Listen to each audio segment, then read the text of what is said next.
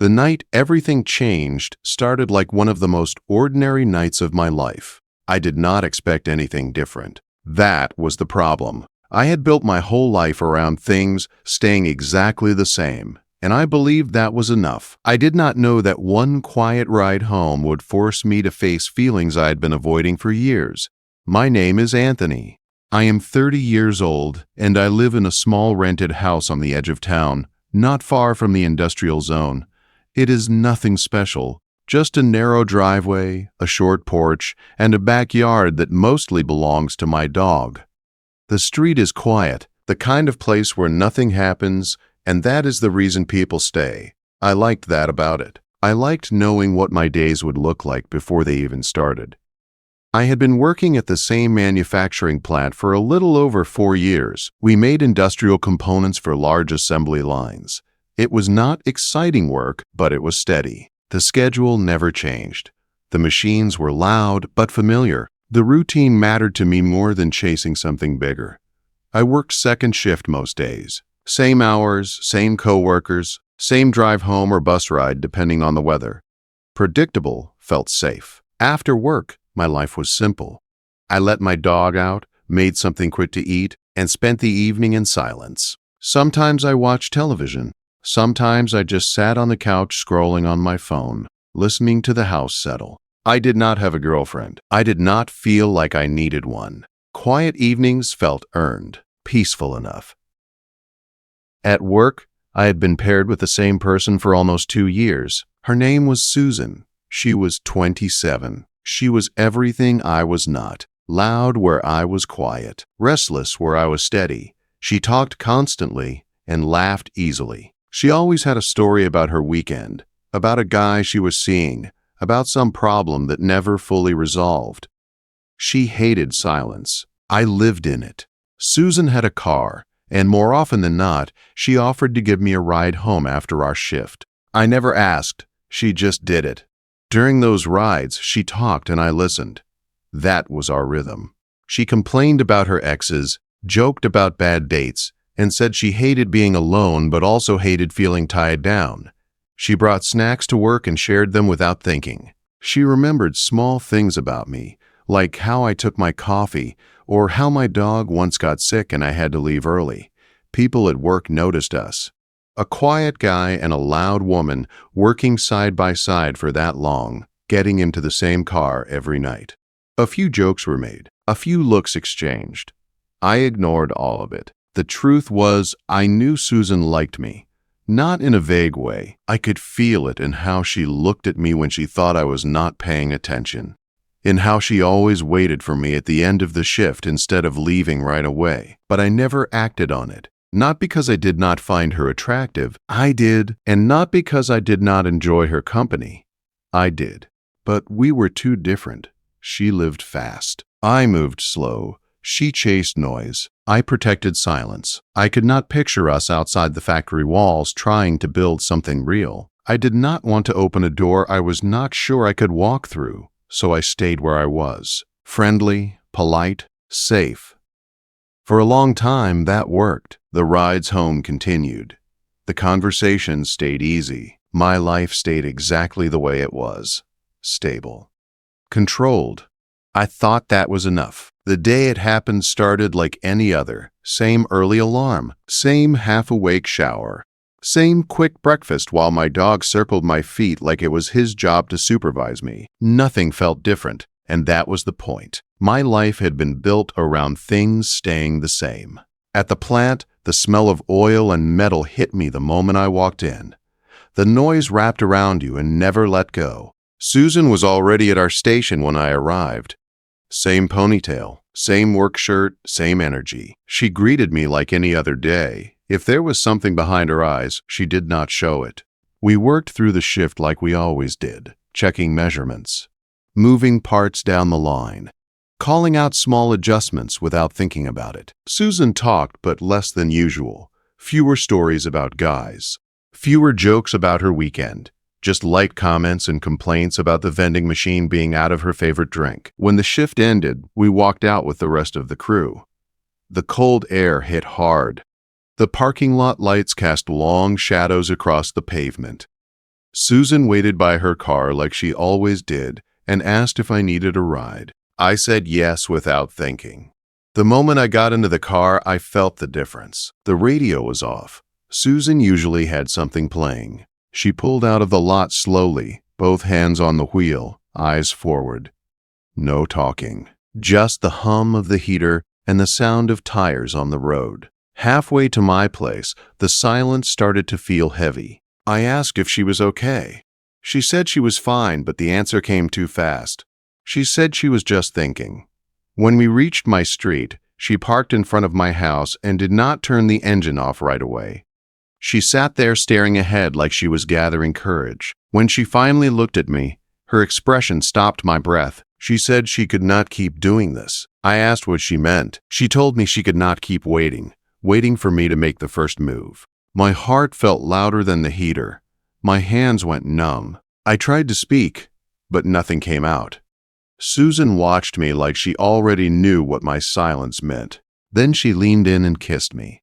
It was not careful or unsure. It was confident, direct, like she was done waiting for permission from the version of me that stayed quiet and safe. I did not pull away. I just sat there trying to catch up with what was happening. For once, something was happening to me instead of me avoiding it. When she pulled back, she looked relieved. She said she was staying the night. I should have asked what this meant. I should have asked where this was going. Instead, I unlocked my door and nodded toward the house. Inside, everything felt strangely normal and completely different at the same time. My dog greeted us like nothing in the world had changed. Susan took off her shoes and looked around my small living room with a soft smile. The night felt human and awkward at first, then closer. We talked about things we had never said out loud before. At some point, the talking stopped. At some point after that, we fell asleep. The last thought I had before drifting off surprised me. I had been standing still for so long that I had forgotten what it felt like to be chosen. I woke up to silence. The other side of the bed was empty and cold. Susan was gone. No note, no message. The house looked exactly the same as it always had. For a moment, I wondered if I had imagined everything. At work later that day, Susan was already at our station. Calm, focused, professional. She spoke to me like nothing had happened. I waited all shift for something to crack. A look, a word. It never came. By the end of the day, I could not hold it in anymore. I asked her if we could talk. She told me there was nothing to talk about. She said it was just a moment. Nothing more. She said it would not happen again. As she walked away, I realized something I had never felt before. Stability suddenly felt empty, and I knew my quiet life was no longer enough. I did not expect the days after that to feel so strange. Nothing dramatic happened. Nothing loud or obvious. The world around me stayed the same. The machines at the plant kept running. My dog kept waiting for me by the door every evening. The house stayed quiet. But something inside me had shifted, like a part of my mind had been nudged awake after years of sleeping. I kept replaying that night in my head. The ride home. The kiss.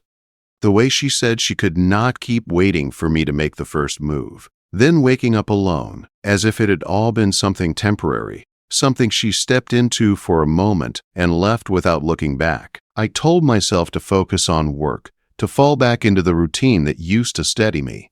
But it was impossible. Every time I saw Susan, I felt a tightness in my chest that I did not know how to control. She acted normal. That was the hardest part. She laughed with other coworkers the same way she always had. She moved around the factory like she had not changed anything between us. She was polite toward me, even friendly. But there was a distance that had not been there before. It was like she had drawn a line and stepped back behind it. One afternoon, about a week after the night she stayed at my house, we were waiting for a machine to reset. The noise level was low, and it was one of the few moments where we were alone without anyone nearby. I wanted to say something, but I hesitated. I was afraid of sounding needy or desperate. I was afraid of pushing her away even more. But the silence was heavy, and it got to me. "Susan," I finally said, "did I do something wrong?" She looked up from her gloves, eyes soft but unreadable. "No," she said, "you didn't. Then why does it feel like you're avoiding me?" She paused for a long second. "Because," she said, "I need space. I don't want this to turn into something complicated. I don't want to ruin how we work together." Her words were careful, almost practiced. "I'm not asking for something complicated," I said quietly. "I just want honesty." She nodded slowly. "I know, but honesty isn't always easy to hear." Before I could ask anything else, the machine beeped and she turned back to work, ending the conversation.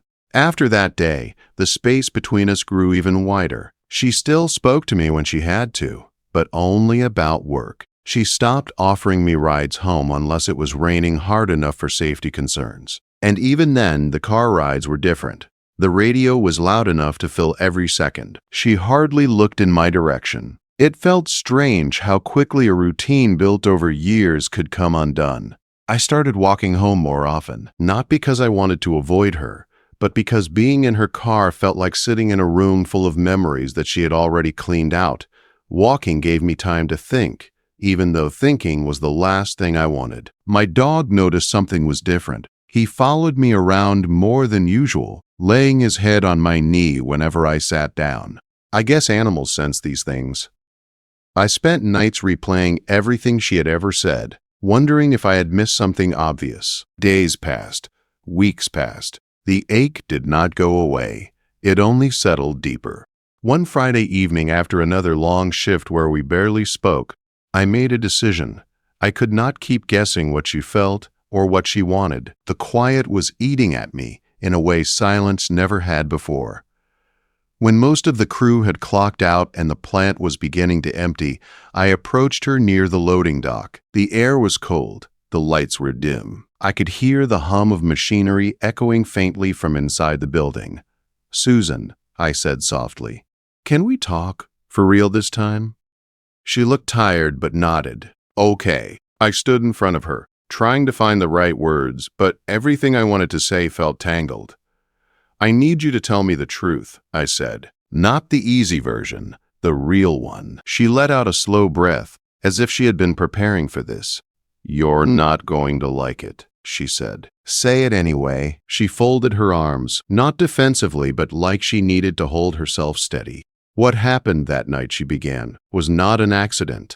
I didn't wake up pretending it never happened because I was confused. I held my breath. I know myself," she said, "and I know you." She looked up at me then, eyes steady and calm. "You're stable. You're kind. You're reliable. You listen. You don't push. You don't take more than what's offered." It sounded like a compliment, but something inside me tightened. "But I don't build my life around stability," she continued. "I never have." I swallowed hard. "So what was I to you?" "You were someone I felt safe with in a moment when I didn't want to feel alone." The words hit harder than I expected. "I wanted to feel wanted," she said quietly. "And I did, that night."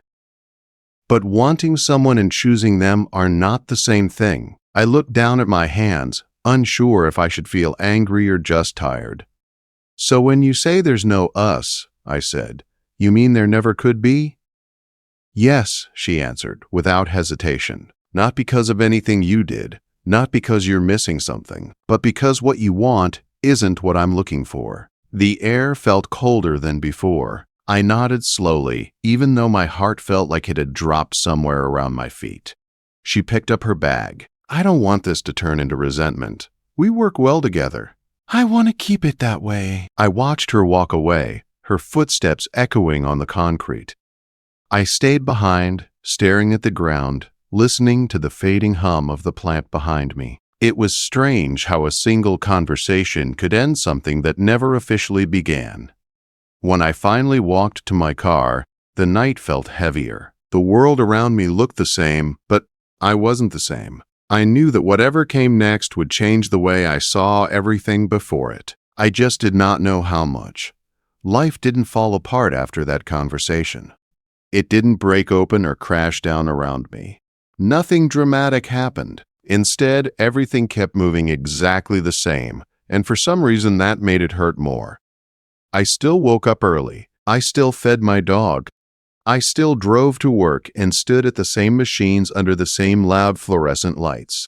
And Susan was still there, only a few feet away, living her life like ours had never touched at all. At first, I tried to be grateful for the routine.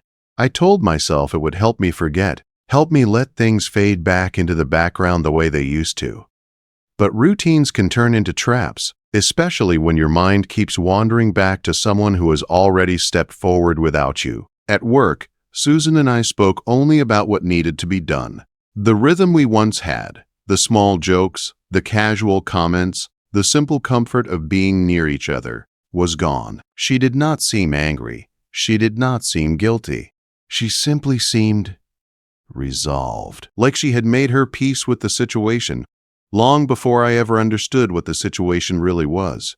It amazed me how quickly a person could become a stranger again. Days at the plant began to blend together in a dull haze. I found myself losing focus on measurements I used to double-check without thinking. Sometimes I caught myself staring at Susan without meaning to, just long enough to realize she wasn't going to look back. When I walked home, the cold air felt sharper. The nights seemed longer. My dog stayed close to me, always watching with the sort of quiet concern only animals seem to understand. I tried to tell myself it was just disappointment, nothing more. But the truth was deeper. I wasn't used to feeling anything strong. I had built my life around avoiding emotions that might shake things up. And then suddenly there they were, raw and undeniable. About a month after our talk behind the plant, something shifted. It wasn't an event or a moment. It was a realization, one that settled slowly. I wasn't hurt because she rejected me. I was hurt because she showed me a version of myself I didn't know existed. A version that could want something. A version that could lose something. A version that could be too late. For most of my life, I stayed inside the lines. I did my job. I went home. I kept things neat and simple. I avoided risk because I thought it protected me. But all it did was make me a bystander in my own life. And Susan, without meaning to, had forced me to see that. One night, I sat on my couch with the TV turned on but the volume low, and I realized how empty the house felt. Not lonely in the dramatic sense. Loneliness wasn't new to me. What was new was the awareness that I had accepted it so easily for so long. My phone buzzed once with a text from a coworker about switching shifts. I answered, but even that small conversation felt heavier than usual. I wasn't used to noticing the silence between messages. At work the next day, something unexpected happened. A new hire joined our section for training. Her name was Emily. She was soft-spoken, a little nervous, and asked a lot of questions. She reminded me of myself when I first started, unsure how to fit into the noise and pace of the plant. Susan was assigned to train her. From a distance, I watched Susan walk Emily through the process, adjusting her gloves, pointing out safety areas, speaking with a patience I had always admired. Something about seeing them together made my stomach tighten, though I didn't understand why at first. Maybe it was jealousy. Maybe it was realization. Maybe it was the simple truth that life had already moved on for her. Emily smiled at Susan like she was grateful for the attention. Susan smiled back, not in the way she used to with me, but in a way that still stung. Later during break, Emily approached me while I was sitting alone. "You're Anthony, right?" she asked gently. That alone caught me off guard. She must have heard my name somewhere. "I am," I said. "I heard you're one of the more experienced people here," she added. "I'm trying to learn the machines as quickly as I can, so if you have any tips, I'm all ears." Her voice was light, friendly, not forward, not shy, just human. I gave her a few suggestions, simple ones at first. She listened closely, nodding, asking follow-up questions. By the time break ended, Emily thanked me with a warm smile, not flirtatious, just genuine. And I realized something surprising. Talking to her didn't feel like walking through a minefield the way it did with Susan now. It felt simple, easy, like how my life used to feel before I complicated it by trying to avoid complication. As the weeks passed, Emily found her rhythm at the plant. She improved fast, And sometimes she asked me for help even when she didn't need it. I wasn't sure if she was being polite or if she was trying to get to know me, but either way, I didn't mind. Susan noticed, not in a jealous way, more in a quiet, curious way. Almost like she was seeing me with new eyes, but not stepping any closer. I did not chase her. She did not return to me. We stayed in our defined spaces, and yet something in the air around us felt different. Not warmer, not colder, just unsettled. One afternoon, after a long shift, I walked out to the parking lot as the sun set behind the warehouse roofs. The sky was orange and fading, the cold wind moving across the asphalt. I reached my car, opened the door, and sat down for a moment before starting the engine. I looked toward the far end of the lot and saw Susan standing alone beside her car. She leaned against the door, arms crossed, staring at the ground like she was lost in thought. For a second, I wondered if I should go to her, if I should break the silence again, if maybe she had something left to say. But then she looked up at me. Our eyes met, and nothing in her expression invited me over. She gave a small nod, polite, distant, and got into her car. That was when something finally clicked into place inside me. I had been waiting for her to change her mind, waiting for a sign, waiting for a version of the moment that didn't exist anymore. I had been waiting the same way I had waited through most of my life, quietly, safely, passively.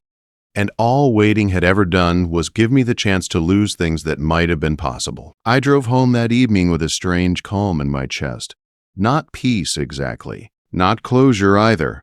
Just the understanding that I was standing at the edge of something new. It wasn't love. It wasn't heartbreak. It was awakening. When I opened my front door, my dog ran up to me as usual, tail wagging. I knelt down, pat his head, and let out a long breath. For the first time in my life, I understood something important. If I wanted anything to change, anything at all, I would have to stop waiting for someone else to move first, because moving first was the only way forward. The shift happened quietly, not in one big moment, but in a series of small ones that slowly added up. It felt like waking up from a long sleep, the kind where you open your eyes and realize the world has been moving while you stood still. I didn't become a different person overnight. I was still steady, still quiet, still the type of man who preferred calm over chaos. But something inside me had changed. I no longer wanted to live in the background of my own life. And that change began showing in ways I didn't expect. I started talking more at work. Not much, just a little. Enough to show people that I was present. Enough to feel less like a shadow walking between machines. I even surprised myself the first time I cracked a small joke during break. A couple of coworkers laughed. It wasn't a big thing, but it felt like progress. Emily noticed too. She wasn't loud or outgoing, but she had a soft confidence that made conversations easier. She asked more questions. She listened when I answered. She told me about the town she grew up in and how this job was her first real step toward living on her own. She seemed grateful to anyone who didn't treat her like a kid fresh off training. One evening, near the end of our shift, she asked if I ever ate dinner with people from work. I told her no, not really. She suggested trying the diner down the road sometime. Her voice wasn't flirtatious. It was friendly, open. It felt different from the intensity that came with Susan. I didn't say yes right away, not because I didn't want to. I just needed time to understand what I was ready for. After all, moving forward doesn't happen by flipping a switch. It happens one small decision at a time. But the invitation stayed with me in a way I couldn't ignore. That night at home, I sat on the living room floor while my dog laid across my lap. I thought about the last few years, about how I had spent so much time protecting a quiet life that I missed every chance to make it bigger. I thought about Susan, the kiss, the confusion, the way everything folded into silence again. I didn't hate her for it. I didn't even blame her anymore. She didn't owe me a relationship. She didn't owe me clarity beyond what she had already given. What she did give me, without meaning to, was something I truly needed. She showed me the cost of standing still. And she made me realize that wanting something was not weakness, it was human. The next day at work, I arrived early. I clocked in, grabbed my gloves, and walked to our section. Emily was already there, setting things up. She smiled when she saw me. Not too big, just enough. "Morning, Anthony," she said. "Morning," I replied. And for the first time in a long time, I felt something warm in my chest instead of tightness. Susan walked in a few minutes later. She greeted us both equally, professionally, and I noticed something that surprised me. There was no tension anymore, no heaviness lingering in the air between us. She looked lighter, too, like she didn't feel responsible for my silence anymore. Maybe she had seen the way I carried myself lately. Maybe she realized I was finally standing on my own 2 feet again. Maybe she was relieved. During lunch break, I found myself sitting outside on the low concrete step where workers tended to take fresh air. The sky was pale gray, and the cold air felt clean in my lungs. I was halfway through my sandwich when the door opened and Susan stepped outside. She sat down next to me, leaving a small space between us. Not close, not far, just natural. For a while we didn't talk. Then she let out a small breath. "I've been meaning to ask you something," she said. I turned to her. "What's that? Are we okay?" Her voice wasn't apologetic. It wasn't nervous either. It was simply honest. I nodded slowly. "Yeah," I said. "We're okay." She studied my face for a moment, like she wanted to be sure. "Good," she said softly. "I want you to be all right." "I am," I said, and for once I meant it. She smiled, an easy smile that didn't hold anything heavy behind it. "I'm glad." We sat there for another minute before she stood up to head back inside. As she reached the door, she glanced back. "You're a good man, Anthony," she said. "Someone's going to be lucky to have you." Then she left. The words didn't hurt. They didn't sting. They just settled somewhere inside me like a truth I was finally ready to hear. Later that evening, as we were all clocking out, I found myself walking toward Emily almost without thinking. She was putting on her coat, adjusting her bag strap, humming something under her breath. "Hey," I said. She looked up quickly, and her smile came just as fast. "Hi." I felt a small flutter in my stomach, something nervous but not frightening. "I was thinking," I said slowly, "about that diner you mentioned." Her eyes brightened just a little. "Yeah? Maybe we could go tomorrow night," I said, "if you still want to." She tucked a strand of hair behind her ear and nodded. "I'd like that." It wasn't a big moment. It wasn't dramatic or life-changing on the surface. But to me, it meant everything. It meant I wasn't waiting anymore. It meant I wasn't letting chances slip by because I was afraid of stepping out of my safe circle. It meant I was ready to live again, not as a bystander, but as someone who deserved a place in the story. When I got home that night, my dog rushed to the door as usual, tail thumping hard against the wall. I knelt down, scratched behind his ears, and let out a breath I hadn't realized I was holding. My life wasn't perfect. It wasn't exciting. It wasn't suddenly glowing with magic. But it was moving. For the first time in years, the silence in my house didn't feel like emptiness. It felt like possibility, like a quiet room waiting to be filled with something new. And as I turned off the lights and headed to bed, one simple thought settled over me like a warm blanket. Sometimes the first move is not about chasing someone. Sometimes it is about stepping toward the life you finally want to live.